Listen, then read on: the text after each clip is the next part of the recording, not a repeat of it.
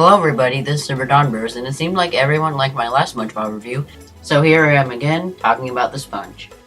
The episode I'm about to review might be one of my favorite SpongeBob episodes of all time. If not, then definitely in my top 10.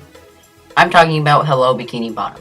I know what you're thinking, but Don, this is a Season 8 episode. How could you possibly think any episode after the first movie isn't garbage? Disliked, unsubscribed. Yeah, that'll teach him for liking stupid post-first movie episode. Idiot. Well, I'm not one that says all modern SpongeBob is bad and all classic SpongeBob is good. I think every season has its good episodes and its bad episodes. I can think of a couple good episodes from seasons 6, 7, and 8 off the top of my head that I might review later. Not Normal, Perfect Chemistry, and Treats.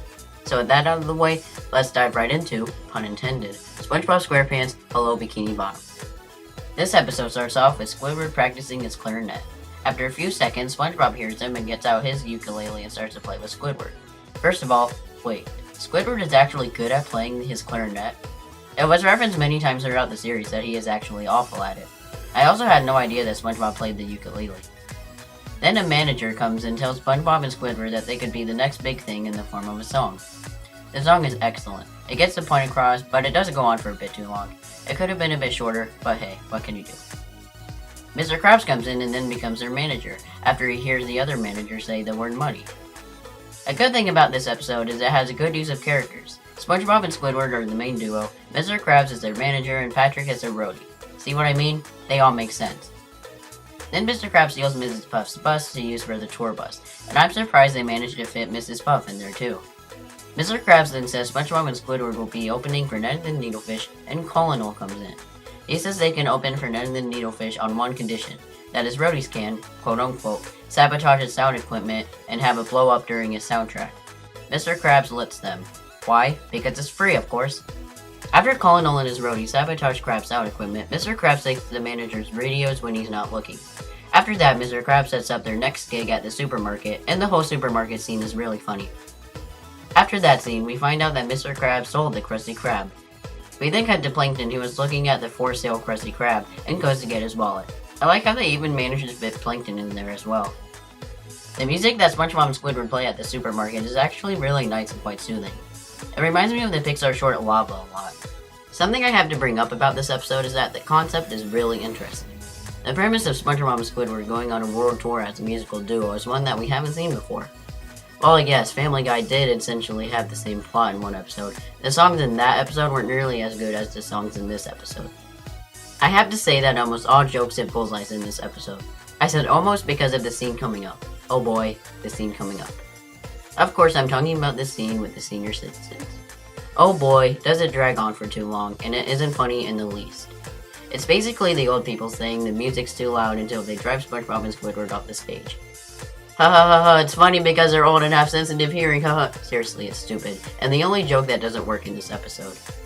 Then after a pretty pointless scene involving a kid's birthday party, Mr. Krabs takes SpongeBob and Squidward to their next gig, which is an electronics warehouse. Might I add that the visual gag of the next town actually being called Next Town was really funny. But after Squidward threatens to leave, Mr. Krabs says he was just joking and takes them to a Ned the Needlefish concert where they'd be playing that night. The actual Ned and the Needlefish band ends up performing where SpongeBob and Squidward were originally supposed to. We then cut to the Ned and the Needlefish stage where SpongeBob and Squidward are about to perform. Then the fish start chanting. Squidward notices that the fish aren't cheering for him, however.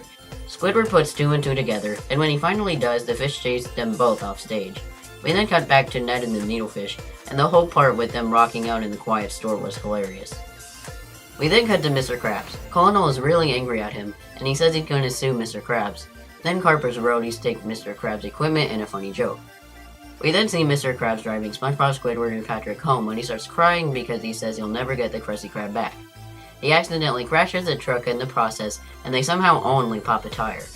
Mr. Krabs tells Patrick to go and get him a spare tire, except Patrick ate the spare tire. Then SpongeBob says to Patrick that he always brings tiny snack tires for in between meals.